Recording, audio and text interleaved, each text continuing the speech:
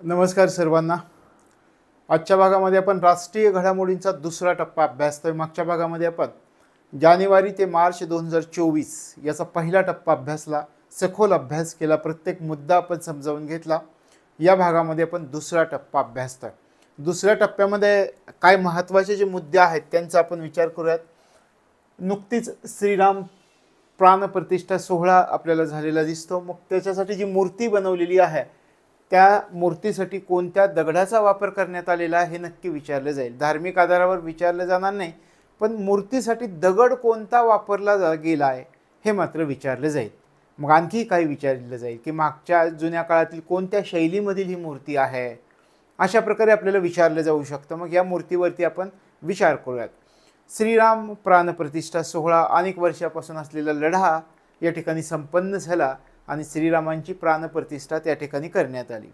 मग ही जी मूर्ती बनवण्यात आली की जी जिवंत अशी मूर्ती आपल्याला दिसतेय, तर त्या मूर्तीसाठी कोणत्या प्रकारच्या दगडाचा वापर करण्यात आला आणि तो दगड कोठून आणण्यात आला होता हे आपल्याला माहिती असणं गरजेचं आहे। ज्या दगडाचा वापर करण्यात आला त्याचं नाव आहे गॅब्रो। गॅब्रो नावाचा दगड। हा दगड कोठून आणण्यात आलेला होता? हा दगड कर्नाटकमधून आणण्यात आलेला होता। कोणत्या दगडाचा वापर करण्यात आला आणि हा दगड कोठून आणण्यात आला होता हे आपल्यासाठी महत्त्वाचं लक्षात आलं। आता विचार करा, या मंदिराची उभारणी केली आहे एका पारंपरिक शैलीमध्ये केलेली या मंदिराची उभारणी। मग ती पारंपरिक शैली कोणती आहे ते आपल्याला माहिती असणं गरजेचं आहे। नागर शैलीमध्ये हे जे मंदिर उभारलं गेलं श्रीरामांचं, तर ते कोणत्या शैलीमध्ये, कोणती पारंपरिक शैलीचा वापर करण्यात आलेला होता?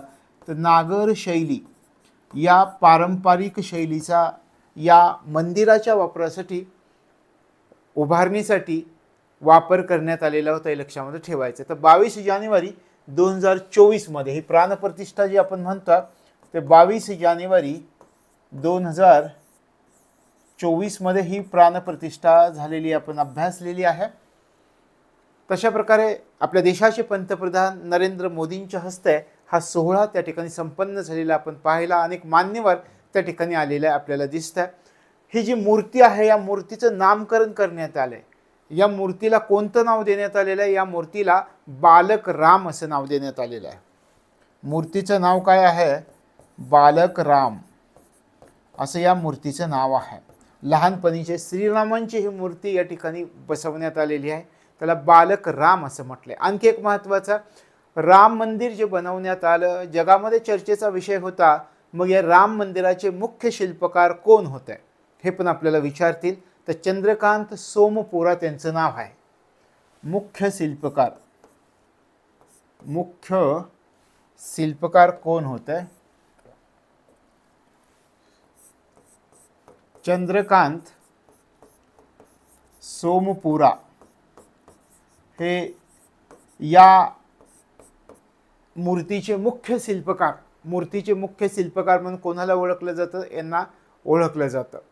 आता मुख्य शिल्पकार हे आहेत आपण असं म्हणतोय। याच्यामध्ये दोन शिल्पकार आपल्याला दिसून येतात की मंदिराचे मुख्य शिल्पकार, मूर्तीचे मुख्य शिल्पकार, त्या दोन्हीचा आपण विचार करूयात। या ठिकाणी हे दोन्हीचा विचार करूयात, मंदिराचे आणि मूर्तीचे मुख्य शिल्पकार।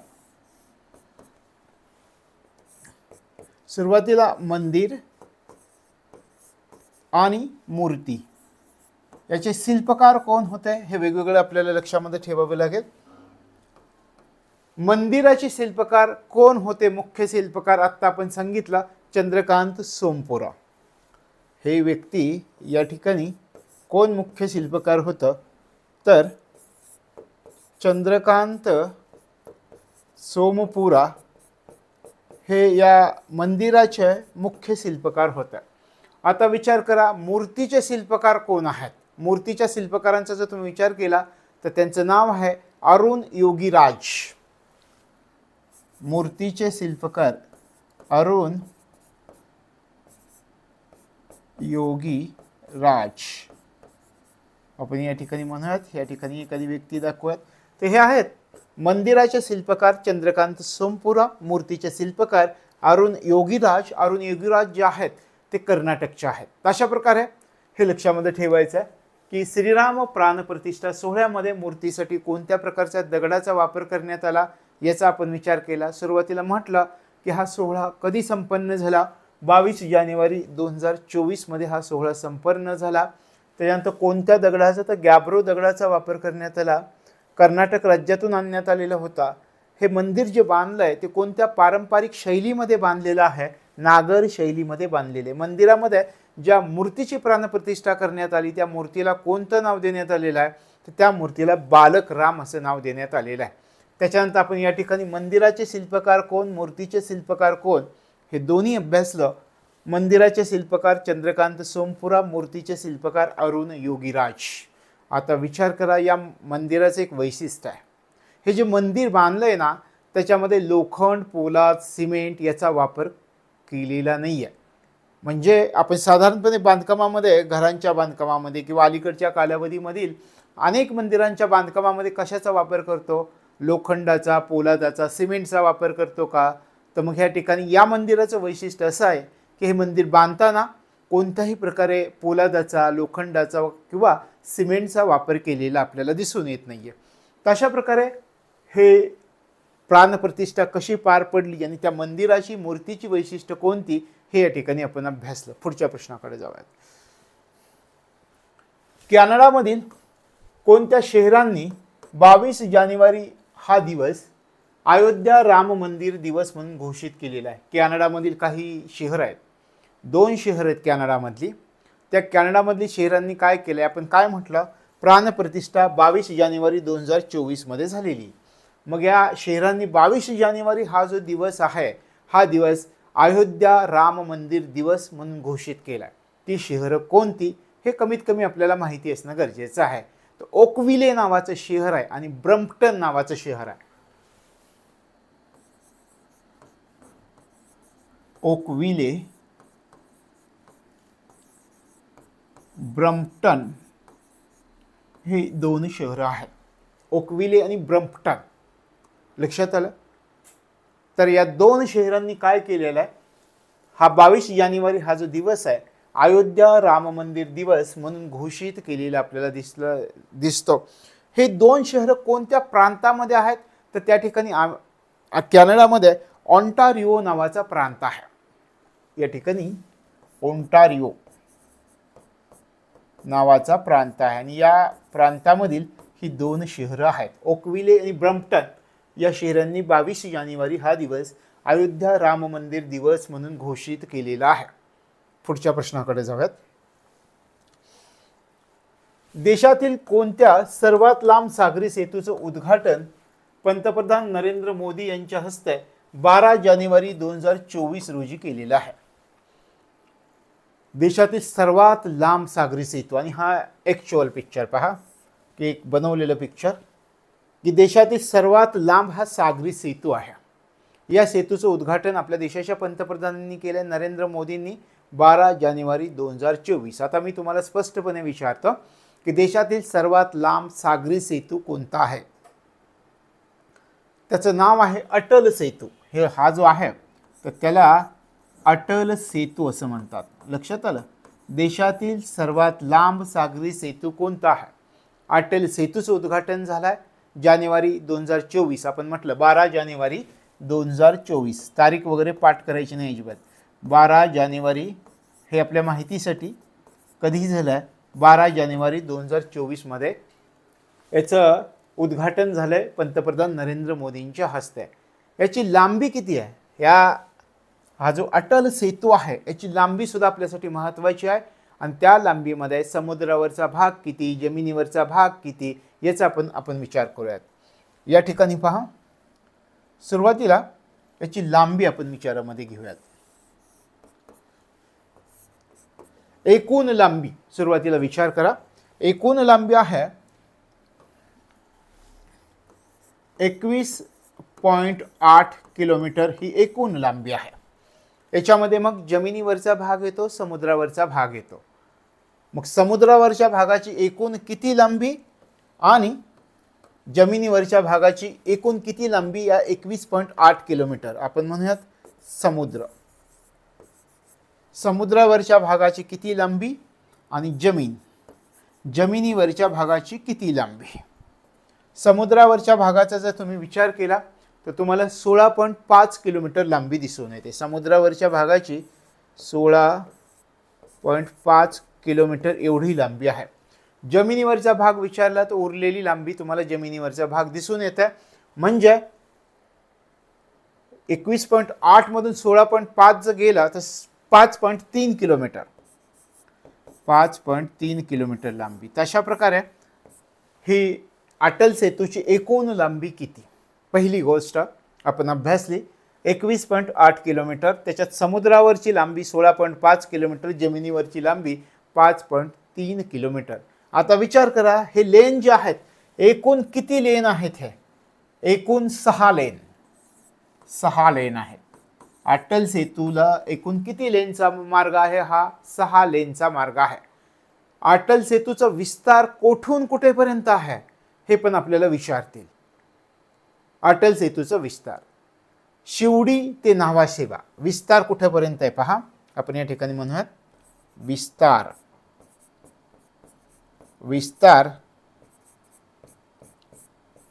शिवडी ते न्हावाशेवा हा विस्तार आहे.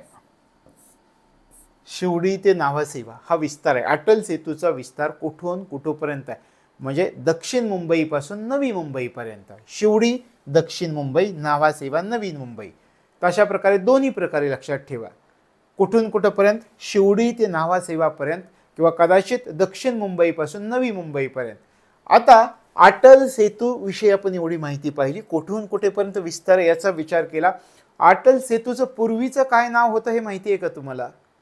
मुंबई ट्रान्स हार्बर लिंक असं त्याला म्हटलं जात होतं. याचं पूर्वीचं नाव काय होतं पहा. याचं पूर्वीचं नाव होतं MTHL हे याचं पूर्वीचं नाव आहे. काय MTHL Mumbai trans harbour link असं याचं पूर्वीचं नाव आहे. आत्ताचं नाव काय दिलंय त्याला अटल सेतू असं दिलेलं आहे. आणि आपल्या देशाचे पूर्व पंतप्रधान अटल बिहारी वाजपेयी यांच्या स्मरणार्थ हे नाव दिलेलं आपल्याला दिसून येतं. खूप मोठा प्रोजेक्ट आहे. आपण म्हणतोय 21.8 किलोमीटर, पण हा प्रोजेक्ट उभारण्यासाठी तुम्ही इमॅजिन करू शकता का किती खर्च आला असेल. 17,843 कोटी रुपये जवळजवळ खर्च आलेला याला. किती खर्च आला याला तर 17,843 कोटी रुपये एवढा खर्च यासाठी आलेला आपल्याला दिसून येतं. लक्षात आलं अटल सेतूसाठी.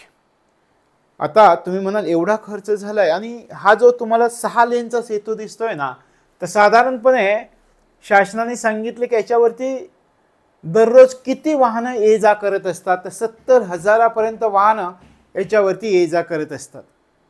लक्षात आलं. आणि काय झालं आपण म्हणतो शिवडी ते न्हावाशेवा याचा जर विचार केला तर हा कालावधी 1.5 तासांचा होता, तो आता 20 मिनिटावरती आलाय या अटल सेतूमुळं.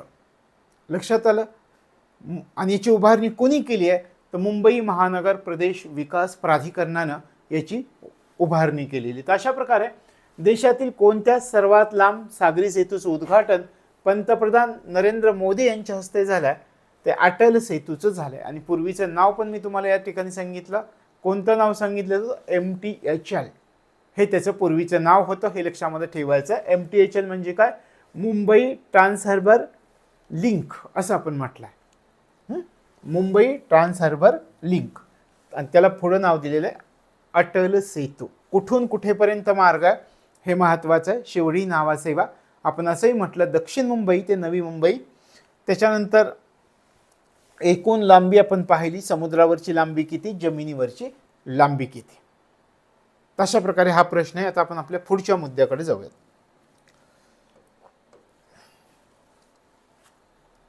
भारतातील पहिला उन्नत 8 लेनचा प्रवेश नियंत्रण शहरी एक्सप्रेसवे म्हणून कोणत्या एक्सप्रेसवेला ओळखलं जातं.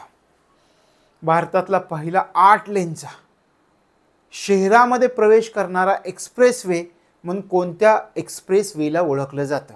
त्याचं नाव काय. 8 लेनचा आहे. हा जो दिसतोय हा 8 लेनचा आहे. याचं नाव आहे Dwarka expressway. Dwarka express way, Dwarka express way असं याला म्हटलं जातं. 8 लेनचा आपण म्हणतो. शहरामध्ये प्रवेश करणारा कोणता एक्सप्रेस वे आहे आणि भारतातला पहिला 8 लेनचा प्रवेश नियंत्रण शहरी एक्सप्रेस वे, हे लक्षामध्ये ठेवायचं. त्याला द्वारका एक्सप्रेस वे असं म्हटलं जातं. आणि हे ॲक्च्युअल चित्र तुम्हाला दिसतंय द्वारका एक्सप्रेस वेचं. लक्षात आलं. मग याचं काय झालंय, उद्घाटन केलंय. कोणी उद्घाटन केलंय? आपल्या देशाच्या पंतप्रधानांनी नरेंद्र मोदींनी उद्घाटन केले. कधी उद्घाटन झालं याचा जर तुम्ही विचार केला तर 11 मार्च 2024 मध्ये याचं उद्घाटन झालंय. म्हणजे याच्यावरती अपेक्षित प्रश्न असणं आहे पुढच्या येणाऱ्या आपल्या परीक्षांमध्ये. किती खर्च झाला याच्यावरती? एकूण 9,000 कोटी रुपये याच्यावरती खर्च झालेला दिसतो. आता याच्यामध्ये आपण म्हणतो लेन किती आहेत हे पण लक्षात ठेवा. 8 लेनचा आहे हा. एकूण लांबी किती यायची? एकूण लांबीचा जर विचार केला या एक्सप्रेसवेची, द्वारका एक्सप्रेसवेची, तर 29 किलोमीटर याची एकूण लांबी आहे. एकूण लांबी 29 किलोमीटर आहे. चला, 29 किलोमीटर एकूण लांबी आहे. याच्यामध्ये 29 किलोमीटरमध्ये हरियाणामध्ये किती आणि दिल्लीमध्ये किती आहे याचा पण आपण विचार करूयात. या अगोदर जसा आपण विचार केला होता द्वारका एक्सप्रेस वेचा पण तसाच विचार करूयात. अटल सेतूचा जसा आपण विचार केला होता त्याप्रमाणे याचा पण विचार करूयात. एकूण लांबी 29 किलोमीटर असं म्हणतोय आपण. त्याच्यामध्ये हरियाणात किती आहे आणि दिल्लीत किती आहे?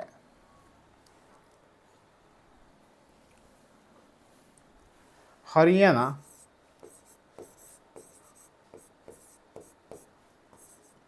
दिल्ली मध्ये किती आहे त्याचा आपण विचार करूयात. हरियाणा आणि दिल्लीचा जर आपण विचार केला तर हरियाणामध्ये 18.9 किलोमीटर मार्ग आहे हा. 18.9 किलोमीटर.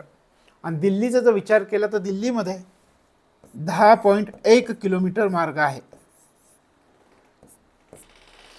यानंतरचा प्रश्न आपण पुढे पाहूयात. पुढचा प्रश्न आहे भारत कौशल्य अहवाल 2024 याच्यानुसार कोणतं राज्य हे काम करण्यासाठी सर्वात प्राधान्य देण्यात आलेलं राज्य ठरलेलं आहे? India skills report 2024 and skill development in India. तर हा रिपोर्ट आहे 2024चा रिपोर्ट आहे. आणि याच्या रिपोर्टनुसार सांगितलं की आपल्या देशामधलं कोणतं राज्य हे काम करण्यासाठी सर्वात प्राधान्य देण्यात आलेलं राज्य ठरलेलं आहे. तर त्या राज्याचं नाव आहे केरळ. केरळ हे राज्य सर्वाधिक प्राधान्य देण्यात आलेलं राज्य, काम करण्यासाठी प्राधान्य देण्यात आलेलं राज्य ठरलेलं आहे. हे लक्षामध्ये ठेवायचं. हा अहवाल कोणी प्रकाशित केला तर व्ही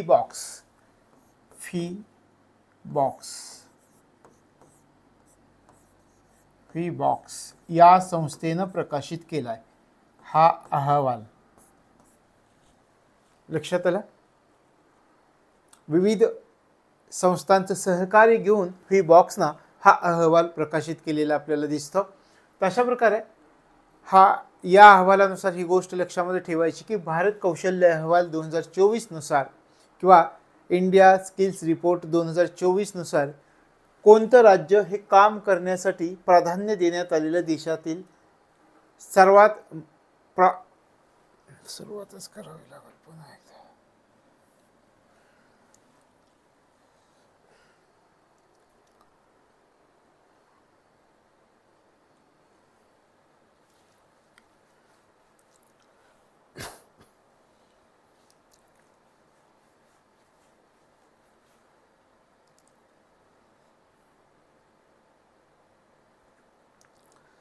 यानंतरचा प्रश्न आपण पाहूयात. पुढचा प्रश्न आहे भारत कौशल्य अहवाल 2024 नुसार म्हणजे इंडिया स्किल्स रिपोर्ट 2024 नुसार कोणतं राज्य हे काम करण्यासाठी देशामध्ये सर्वात प्राधान्य देण्यात आलेलं राज्य ठरलेलं आहे? महत्त्वाचा प्रश्न आहे. आपल्याला विचारला आहे की एक अहवाल आला आहे इंडिया स्किल्स रिपोर्ट 2024चा आणि मग त्याच्यामध्ये विचारला आहे की या अहवालानुसार कोणतं राज्य हे भारतामध्ये काम करण्यासाठी सर्वात प्राधान्य देण्यात आलेलं राज्य आहे, तर त्या राज्याचं नाव आहे केरळ. केरळ हे राज्य काम करण्यासाठी आपल्या देशामध्ये सर्वात प्राधान्य देण्यात आलेलं राज्य ठरलेलं या रिपोर्टनुसार, हे लक्षामध्ये ठेवायचं आहे. हा रिपोर्ट कोणी प्रकाशित केला, तर व्ही बॉक्स नावाची एक संस्था आहे. व्ही बॉक्स नावाची संस्था आहे. या संस्थेनं हा रिपोर्ट प्रकाशित केला. वेगवेगळ्या संस्थांचं सहकार्य घेऊन व्ही बॉक्सनं हा रिपोर्ट प्रकाशित केला आहे. त्याच्यामध्ये त्यांनी काय सांगितलेलं आहे, तर भारतामध्ये काम करण्यासाठी सर्वात प्राधान्य असलेलं राज्य किंवा सर्वात प्राधान्य देण्यात आलेलं राज्य हे केरळ राज्य आहे, हे लक्षामध्ये ठेवायचं आहे. पुढच्या प्रश्नाकडे जाऊयात. वैयक्तिक यूट्यूब चॅनल याचं सर्वाधिक सदस्य असणारा नेता कोण आहे जगामध्ये? त्या चॅनलचे सर्वाधिक सबस्क्रायबर असणारा नेता कोण आहे?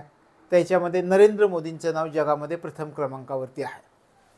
नरेंद्र मोदींचा स्वतःचा वैयक्तिक यूट्यूब चॅनल आहे. नरेंद्र मोदी यांचे वैयक्तिक यूट्यूब चॅनल आणि या चॅनलचे सर्वात जास्त सदस्य जगामध्ये आहेत, म्हणजे 2 कोटीपेक्षा जास्त सदस्य या चॅनलवरती तुम्हाला दिसून येतात. तर मग अशा प्रकारे 2 कोटींचा टप्पा गाठणारे हे जगातील सर्वात मोठे नेते ठरलेत नरेंद्र मोदी, हे लक्षामध्ये ठेवायचं आहे. त्यानंतर पुढे जाऊयात.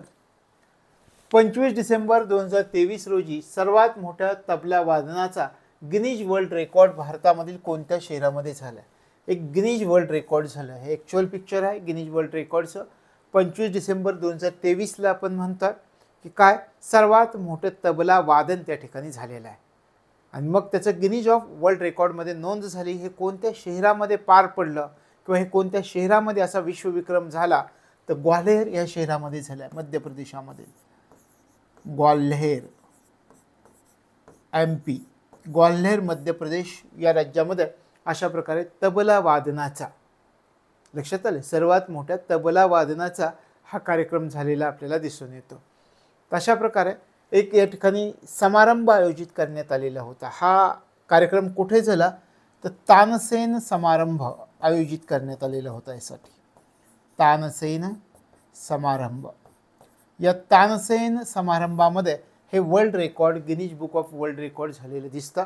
आणि या ठिकाणी हे जे तबला वादक दिसतात, तर एकूण किती तबला वादकांनी याच्यामध्ये सहभाग घेतला होता, तर 1300 तबला वादकांनी याच्यामध्ये सहभाग घेतला होता. तर अशा प्रकारे 25 डिसेंबर 2023ची घटना आपल्या देशामध्ये मध्य प्रदेशामधील ग्वाल्हेर या ठिकाणी सर्वात मोठ्या तबला वादनाचा कार्यक्रम झाला. 1300 तबला वादकांनी त्याच्यामध्ये सहभाग घेतला. हे कुठे घडून आलं, तानसेन समारंभ भरवलं होतं त्याच्यामध्ये हे घडून आलं आणि याच्यामध्ये एक नवा विश्वविक्रम झाला. हे कोणत्या शहरामध्ये घडलं हे आपल्यासाठी महत्त्वाचं आहे. ग्वाल्हेर मध्य प्रदेश या शहरामध्ये हे घडलेलं आहे. पुढच्या प्रश्नाकडे जाऊयात. तामिळनाडूमधील कुडनकुलम अणुप्रकल्पामध्ये आणखी काही युनिट उभारण्यासाठी डिसेंबर 2023 रोजी भारतानं कोणत्या देशासोबत करार केला? तामिळनाडूमधील कुडनकुलम अणुप्रकल्प, त्याच्यात आपल्याला काय करायचं आहे, आणखी काही युनिट उभा करायचे आहेत. मग हे युनिट उभारण्यासाठी भारतानं कोणत्या देशाचं सहकार्य घेतलं आहे, तर भारतानं रशिया या देशाचं सहकार्य घेतलं आहे. रशिया, भारतानं रशिया या देशाचं सहकार्य या ठिकाणी घेतलेलं आपल्याला दिसून येतं. लक्षात आलं. आता याच्यामध्ये हा जो करार झाला, या करारावर भारताच्या वतीनं कोणी स्वाक्षऱ्या केल्या असं जर तुम्ही विचार केला, तर भारताच्या वतीनं आपले देशाचे परराष्ट्र मंत्री एस जयशंकर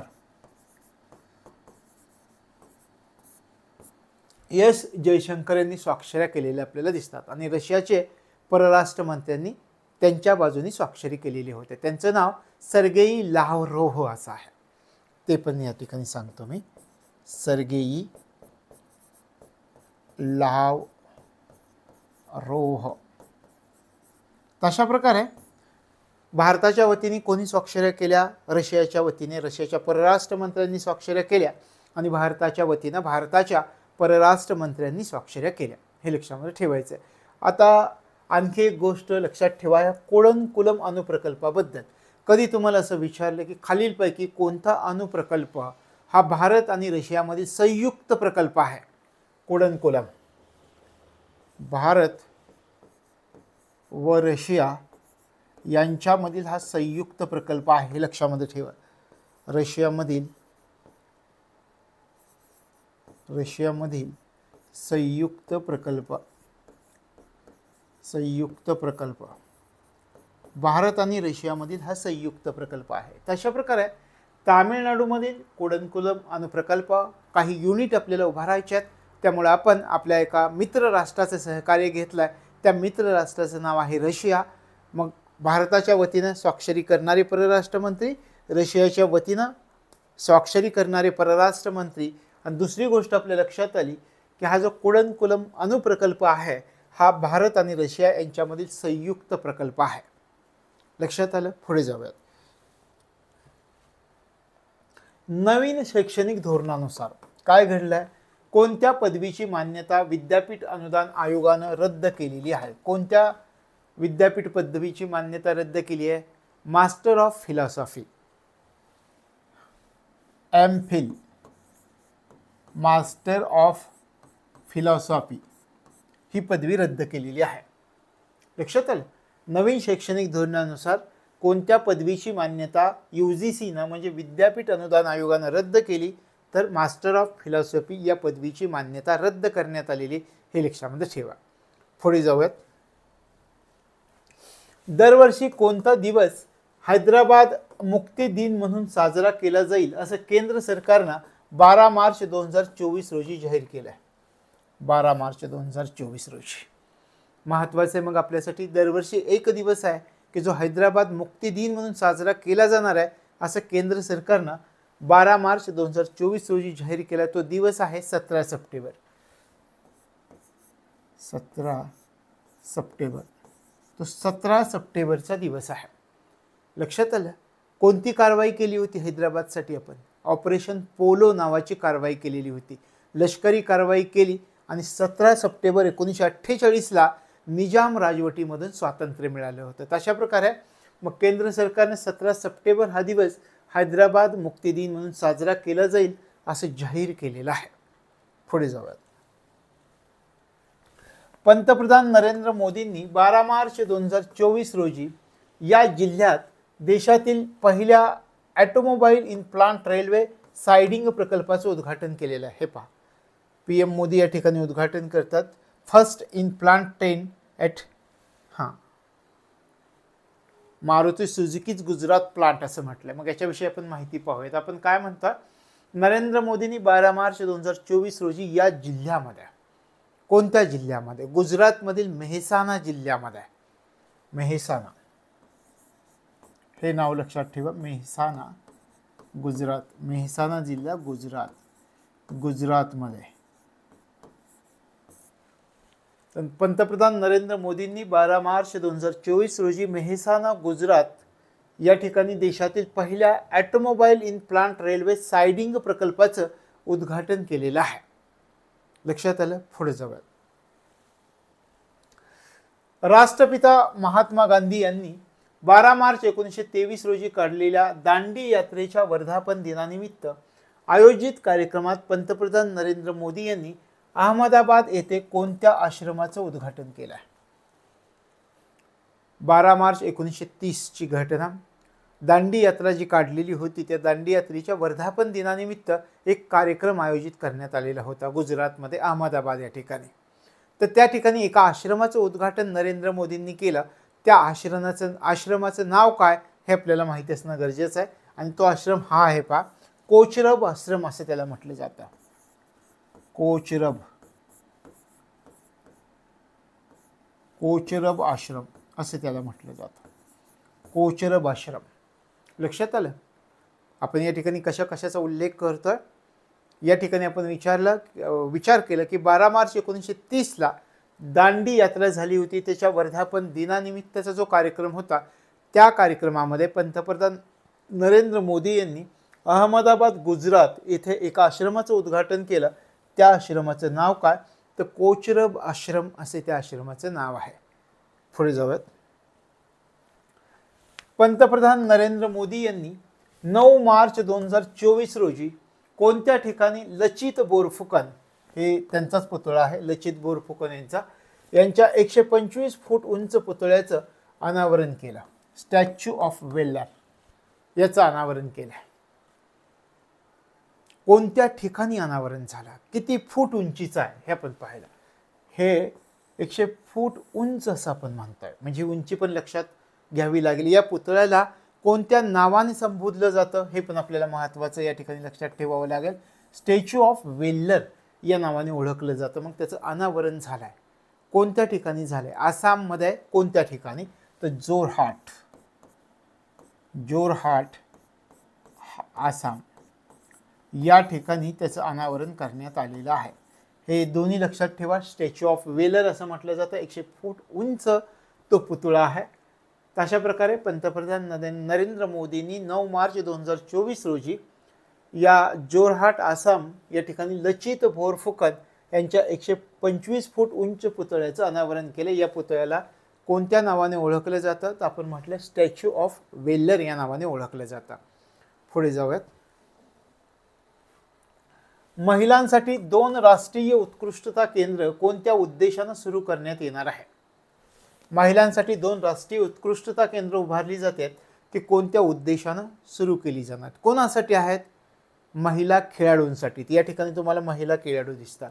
मग महिला खेळाडूंचे जे क्रीडा प्रकार आहेत त्याच्यावरती विशेष लक्ष देण्यासाठी 2 राष्ट्रीय उत्कृष्टता केंद्र स्थापन केली जाणार आहेत. म्हणजे कोणत्या उद्देशाने, आपण म्हटलं महिला खेळाडू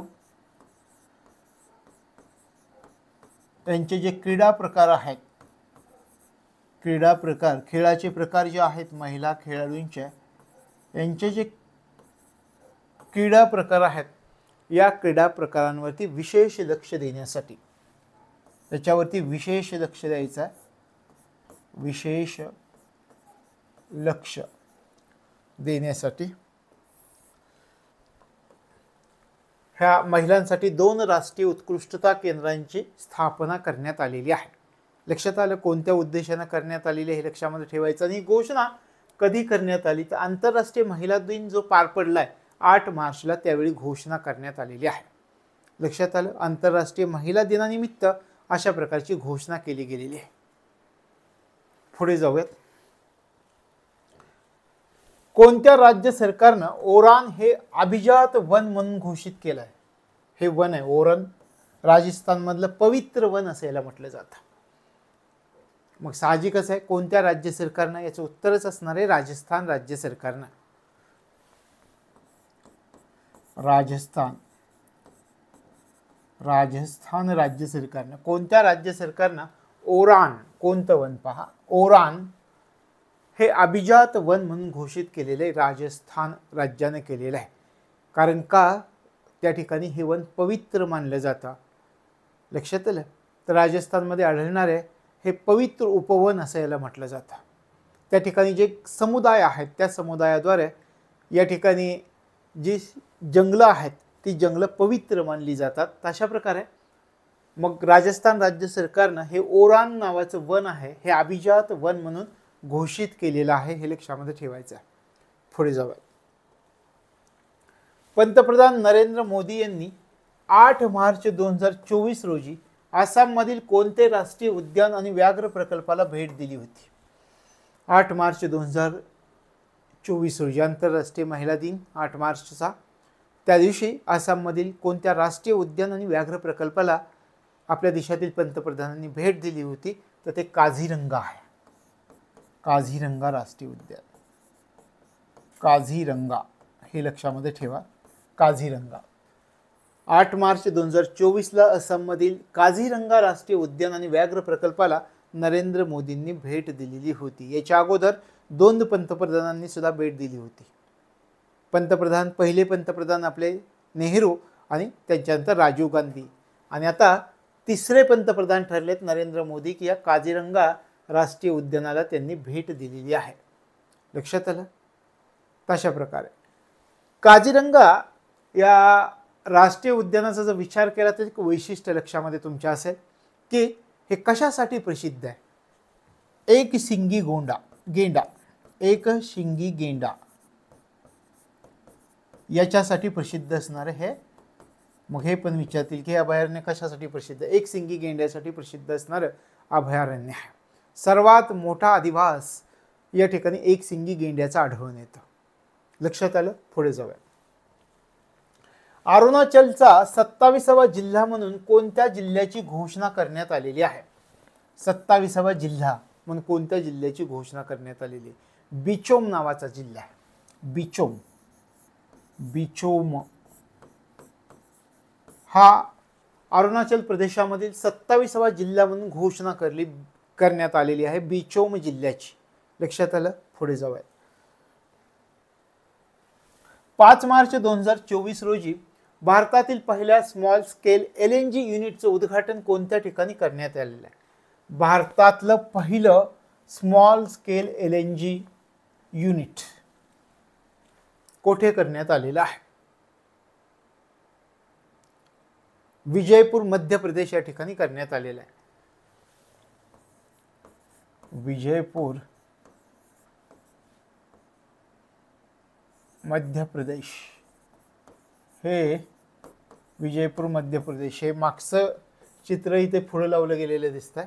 त्या चित्राकडे लक्ष देऊ नका. तर 5 मार्च 2024ला भारतातील पहिलं स्मॉल स्केल LNG युनिटचं उद्घाटन कोणत्या ठिकाणी करण्यात आलं? विजयपूर मध्य प्रदेश याच्या ठिकाणी करण्यात आलेलं आहे. हे लक्षामध्ये ठेवा. पुढे जाऊयात. कोणत्या संशोधकांनी पाण्याखालील तपास आणि शोधातील आव्हानांना तोंड देण्यासाठी एक यंत्रमानव तयार केला आहे? डाउनिंग डिटेक्शन रोबोट तयार केला आहे.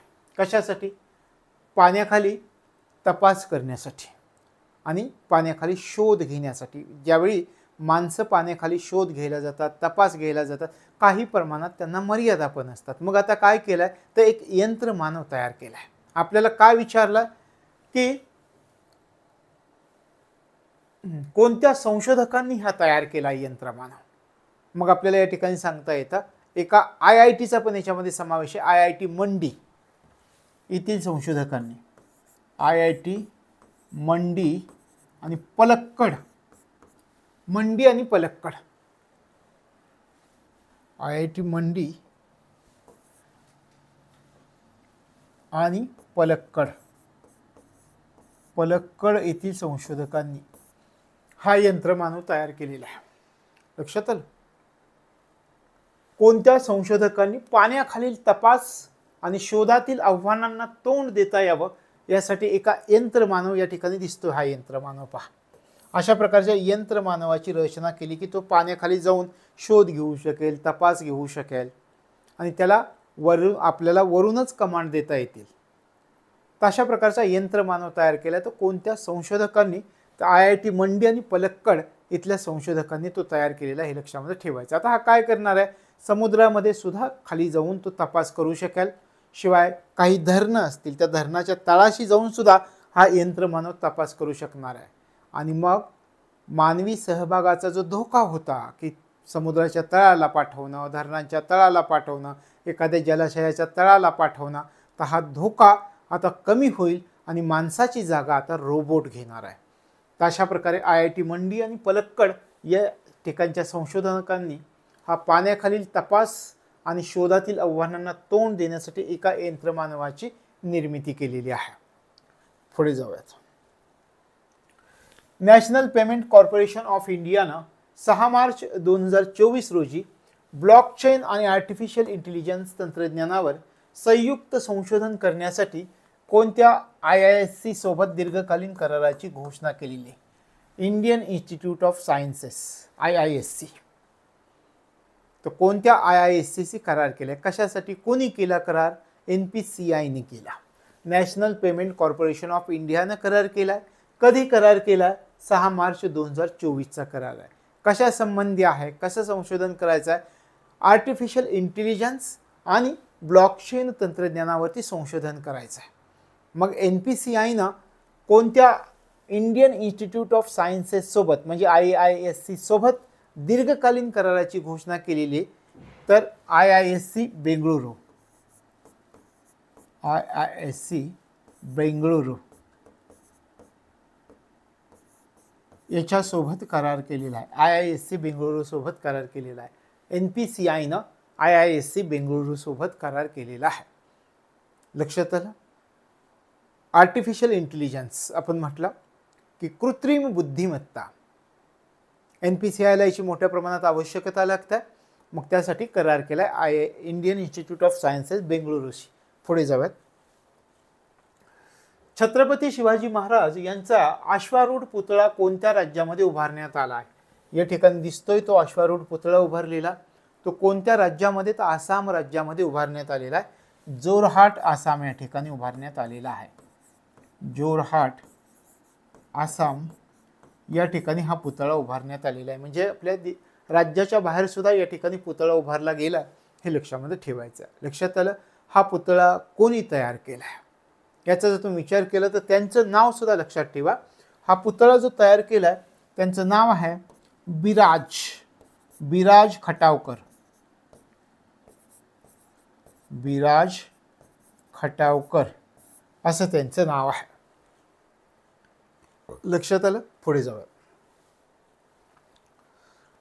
IIM मुंबई आणि IIM संबळपूर यांनी संयुक्तपणे स्थापन केलेल्या व्यवस्थापन शिक्षण केंद्राचं उद्घाटन कोणत्या प्रशिक्षण संस्थेत करण्यात आलेलं आहे? कोणत्या प्रशिक्षण संस्थेत? कोणी कोणी तयार केलं आहे? 2 IIM एकत्र आलेले आहेत. इंडियन इन्स्टिट्यूट ऑफ मॅनेजमेंट एकत्र आलेले आहेत. कुठल्या कुठल्या?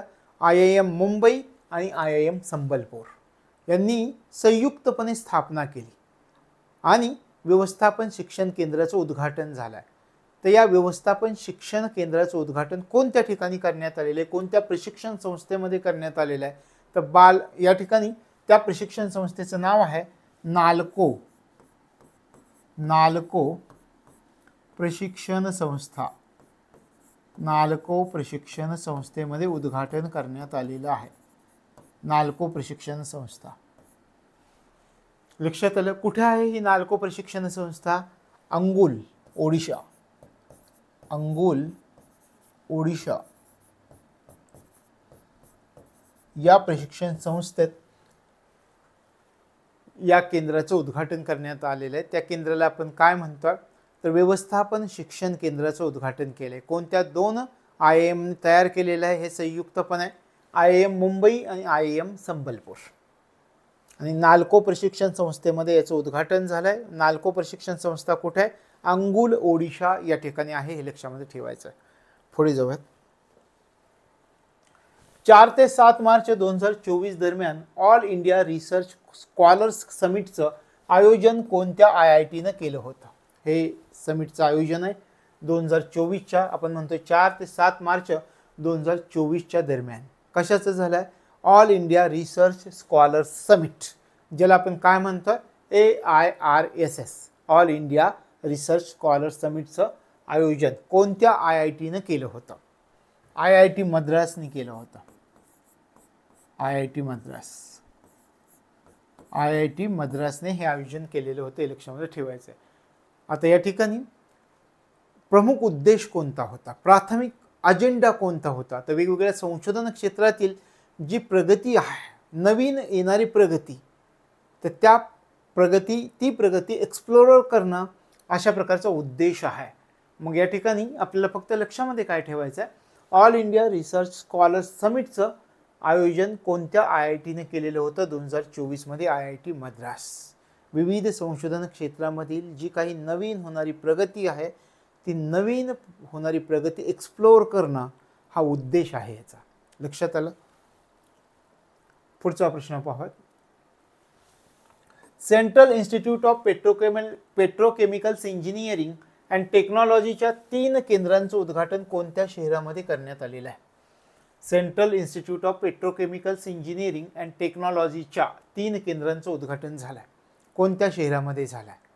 3 केंद्र 3 शहरांमध्ये आपल्याला बघावी लागतील. एक केंद्र हिमाचल प्रदेशामध्ये येतं, एक केंद्र झारखंड आणि एक केंद्र मध्य प्रदेशामध्ये येतं.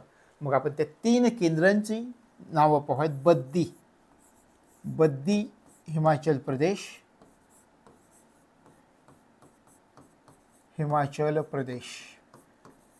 त्यानंतर दुसरं केंद्र मी तुम्हाला सांगितलं झारखंड मधलं आहे, रांची झारखंड. त्याच्यानंतर तिसऱ्या केंद्राचा आपण विचार केला, मध्य प्रदेशामधला. मध्य प्रदेशामधलं ग्वाल्हेर.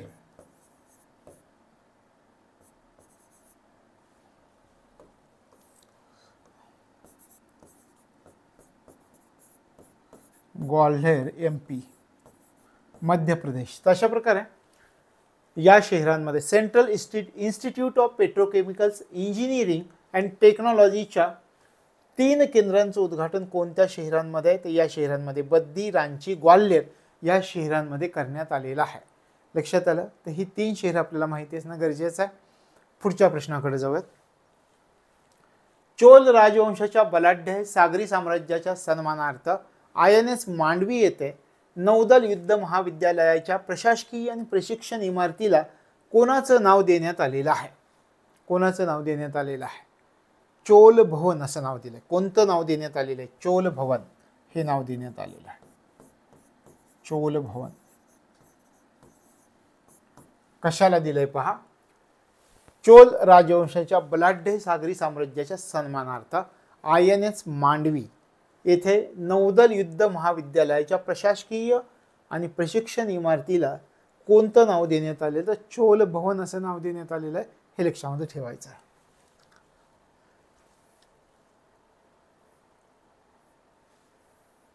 त्याच्यानंतर पुढचा प्रश्न पहा.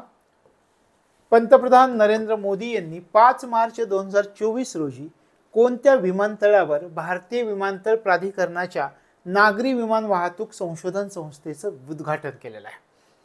कोणत्या विमानतळावर? नागरी विमान वाहतूक संशोधन संस्था याचं उद्घाटन करण्यात आलेलं आहे. हैदराबादमधलं विमानतळ आहे.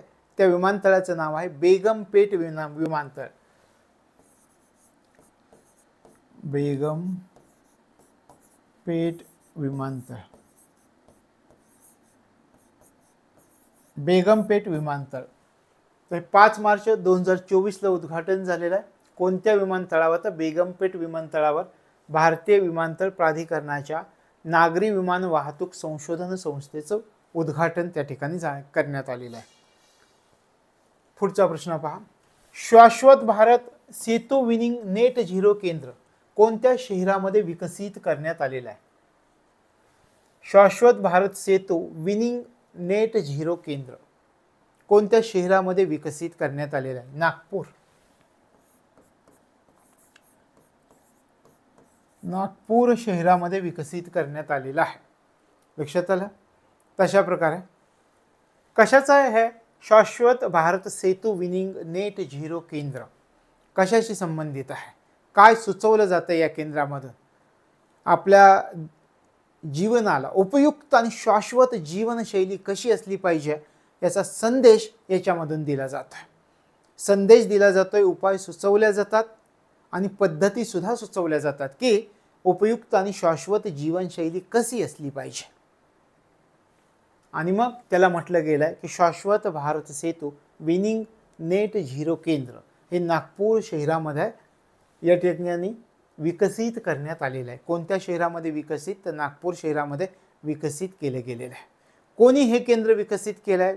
पुण्याचं एक फाउंडेशन आहे, त्याचं नाव आहे the eco factory foundation.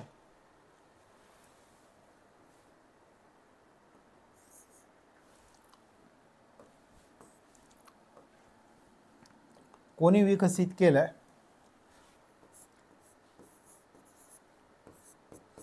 Eco factory foundation हे पुण्याचं फाउंडेशन आहे, याने हे विकसित केलेलं आहे. तशा प्रकारे शाश्वत भारत सेतू विनिंग नेट झिरो केंद्र कशाशी संबंधित आहे हे मी तुम्हाला सांगितलं की उपयुक्त आणि शाश्वत जीवनशैली कशी असली पाहिजे याचा संदेश याच्यामधून दिला जातो या केंद्रामधून. शिवाय या जीवनशैलीसाठी उपाय कोणते आहेत, पद्धती कोणत्या आहेत हे सुचवलं जातं आणि त्याला म्हटलं गेलंय शाश्वत भारत सेतू विनिंग नेट झिरो केंद्र. नागपूरमध्ये आहे आणि कोणी विकसित केलंय? तर पुण्याच्या एका फाउंडेशननं विकसित केलंय, त्याला द इको फॅक्टरी फाउंडेशन असं म्हटलं गेलेलं आहे. त्यानंतर पहा, कोणत्या राज्य सरकारनं राज्य जल माहिती केंद्र स्थापन करण्याचा निर्णय घेतलाय? राज्य जल माहिती केंद्र स्थापन करण्याचा निर्णय झालाय. कोणत्या राज्य सरकारनं हा निर्णय घेतलाय? तर ओडिशा राज्य सरकारनं हा निर्णय घेतलाय.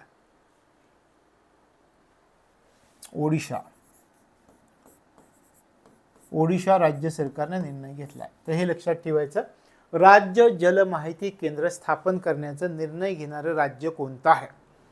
तर ओडिशा. कशासाठी हे राज्य जल माहिती केंद्र? कशाची माहिती करून घ्यायची? जलस्रोत किती आहेत, जलस्रोतांचा डेटा किती आहे, त्याचं संकलन आणि त्याचा आपल्याला कशा प्रकारे ते वितरित करायचं आहे. अशा प्रकारे हे राज्य जल माहिती केंद्र स्थापन करण्याचा निर्णय यासाठी ओडिशा सरकारने घेतला, हे लक्षामध्ये ठेवायचं आहे. शाहूपुरकुंडी धरण नुकतंच पूर्ण झालं. हे धरण कोणत्या ठिकाणी? शाहूपुरकुंडी अलीकडच्या कालावधीमध्ये हे धरण नुकतंच पूर्ण झालेलं आहे. हे धरण कोणत्या ठिकाणी? जम्मू आणि काश्मीरच्या सीमेवरती आहे हे धरण. जम्मू व काश्मीरची सीमा, या सीमेवरती हे धरण आहे, हे लक्षामध्ये ठेवायचं. हे त्याचं पिक्चर आहे. तर शाहूपुरकुंडी धरण असं त्याला म्हटलं जातं आणि ही चर्चेत आहे म्हणून आपण या ठिकाणी घेतलाय की शाहूपुरकुंडी धरण नुकतंच पूर्ण झालंय. आणि मग ते धरण कुठे आहे? तर जम्मू काश्मीरच्या सीमेला लागून आहे. कोणत्या नदीवर आहे हे धरण? रावी नदीवर आहे. पंजाबमधील रावी नदी. रावी नदी. कोणत्या नदीवर हे धरण आहे? रावी नदीवरती धरण आहे. लक्षात आलं? तशा प्रकारे मोठ्या प्रमाणामध्ये खर्चून हे तयार झालेले धरण सरकारच्या माहितीनुसार जवळजवळ 3,300 कोटी रुपये याच्यावरती खर्च केलेले आपल्याला सरकार सांगताय प्रत्यक्षामध्ये. तर हे धरण आहे, लक्षामध्ये ठेवायचं. आणि हा बहुउद्देशीय प्रकल्प सुद्धा आहे, हे पण लक्षामध्ये ठेवायचे. कारण याच्यामध्ये 2 जलविद्युत प्रकल्पांचा समावेश आहे. जलविद्युत प्रकल्प, 2 जलविद्युत प्रकल्प याच्यामध्ये असणार आहेत. म्हणजे बहुउद्देशीय प्रकल्प आहे हे आपल्या लक्षात येत आहे. लक्षात येत आहे. आणि या ठिकाणी आपण काय म्हटलं? 2 जलविद्युत प्रकल्प आहेत. मग ते किती मेगावॅट क्षमतेचे आहेत याचा बी विचार केला तर 206 मेगावॅट क्षमतेचे हे प्रकल्प आहेत. तशा प्रकारे शाहूपुरकुंडी धरण नुकतंच पूर्ण झालंय. जम्मू काश्मीरच्या सीमेवर रावी नदीवरती असणारे हे धरण आहे. हे बहुउद्देशीय प्रकल्प आहे. याच्यामध्ये 2 जलविद्युत प्रकल्प 206 मेगावॅटचे असलेले आपल्याला दिसून येतात. लक्षात आलं? पुढचा, कोल इंडिया लिमिटेडनं 1 मार्च 2024 रोजी कोणत्या भारतीय व्यवस्थापन संस्थेशी सामंजस्य करार केलाय? सामंजस्य करार केलेला आहे. कोल इंडिया लिमिटेडनं सामंजस्य करार केला आहे. कोणत्या भारतीय व्यवस्थापन संस्थेशी? म्हणजे इंडियन मॅनेजमेंट इन्स्टिट्यूशनशी केलेला आहे. कोणत्या? IIMC केलेला आहे. इंडियन इन्स्टिट्यूट ऑफ मॅनेजमेंटशी केलेला आहे. तर त्याचं नाव आहे IIM मुंबई. IIM मुंबई, भारतीय व्यवस्थापन संस्था मुंबई. म्हणजे IIM Mumbai, Indian institute of management Mumbai आणि संबलपूर